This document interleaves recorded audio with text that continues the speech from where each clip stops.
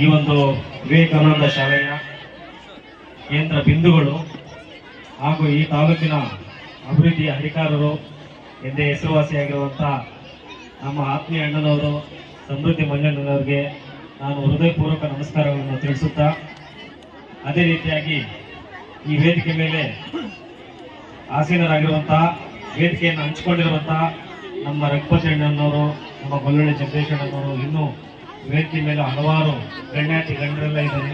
ಅವರಿಗೆಲ್ಲ ಕೂಡ ನಾನು ಹೃದಯಪೂರ್ವಕ ನಮಸ್ಕಾರಗಳನ್ನು ತಿಳಿಸುತ್ತಾ, ಈ ಒಂದು ಶಾಲೆಯ ವಾರ್ಷಿಕೋತ್ಸವ ವಿವೇಕ ವೈಭವೋತ್ಸವ ಎಂಬ ಕಾರ್ಯಕ್ರಮಕ್ಕೆ ನಮ್ಮನ್ನು ಆಹ್ವಾನಿಸಿದರೆ ನಮ್ಮ ಕಾರ್ಯದರ್ಶಿಗಳಾದಂತಹ ಶ್ರೀಯುತ ರಾಮಚಂದ್ರಪ್ಪ ಸರ್ ಅವರಿಗೆ ನಾನು ಕೃತಜ್ಞತೆಗಳನ್ನು ತಲುಪಿಸಬೇಕಾಗುತ್ತೆ. ಈಗಾಗಲೇ ಇದು ಮಾತಾಡುವಂತ ಸಮಯ ಅಲ್ಲ, ಮಂಜಣ್ಣವರು ಕೋಪ ಮಾಡ್ಕೊಳ್ತಾ ಇರ್ತಾರೆ.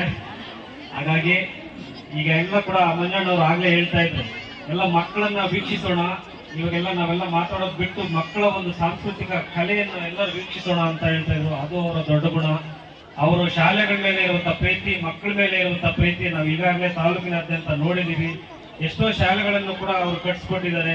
ಈಗ ಕನಸಂದ್ರ ಕೂಡ ಒಂದು ಶಾಲೆಯಲ್ಲೂ ಕೂಡ ಒಂದು ಬಿಲ್ಡಿಂಗ್ ಅನ್ನ ಸರ್ಕಾರಿ ಶಾಲೆಗೆ ಹಾಕೊಟ್ಟಿದೆ. ಅದು ಅವರು ಶಾಲೆಯ ಮೇಲೆ ತೋರಿಸುವಂತಹ ಪ್ರೀತಿ. ನಾವೆಲ್ಲ ಕೂಡ ಈ ಒಂದು ಶಿಕ್ಷಣ ಕ್ಷೇತ್ರದಿಂದ ನಾವೆಲ್ಲ ಕೂಡ ಅವರಿಗೆ ಆಭಾರಿಯಾಗಿರ್ಬೇಕು.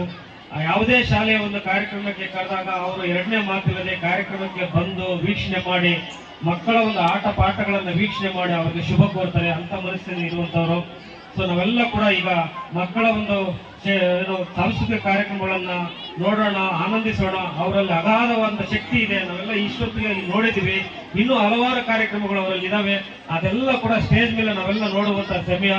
ಹಾಗಾಗಿ ಈ ಒಂದು ವಿವೇಕ ವೈಭವೋತ್ಸವ, ಈ ಅದ್ದೂರಿ ಸುಮಾರು ಒಂದು 500,000ಕ್ಕಿಂತ ಹೆಚ್ಚು ಜನರು ಈ ಒಂದು ಸೇರಿದ್ದಾರೆ. ಎಲ್ಲ ಮಕ್ಕಳ ಒಂದು ಪೋಷಕರು ಕೂಡ ಈ ವೇದಿಕೆಯನ್ನು ಹಂಚಿಕೊಂಡಿದ್ದಾರೆ.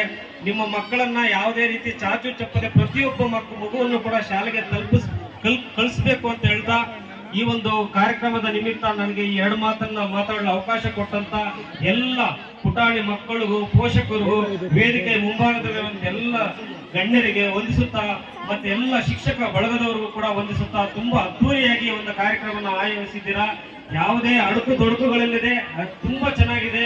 ಮಕ್ಕಳ ಒಂದು ಸಾಂಸ್ಕೃತಿಕ ಕಲೆಯನ್ನ ಕಣ್ತುಂಬಿಸಿಕೊಳ್ಳುವಂತ ಒಂದು ಸಮಯ. ನಾವೆಲ್ಲ ಕೂಡ ಆ ಕಡೆ ಕೂತ್ಕೊಂಡು ಕಣ್ತುಂಬಿಸಿಕೊಳ್ತೀವಿ ಅಂತ ಹೇಳ್ತಾ, ಈ ಮಾತನ್ನ ಮಾತಾಡಲು ಅವಕಾಶ ಕೊಟ್ಟಂತೆ ಎಲ್ಲರಿಗೂ ಮತ್ತೊಮ್ಮೆ ವಂದಿಸಿ ನನ್ನ ಮಾತನ್ನ ಮುಗಿಸ್ತಾ ಇದ್ದೀನಿ. ಒಳ್ಳೆಯದಾಗಿ.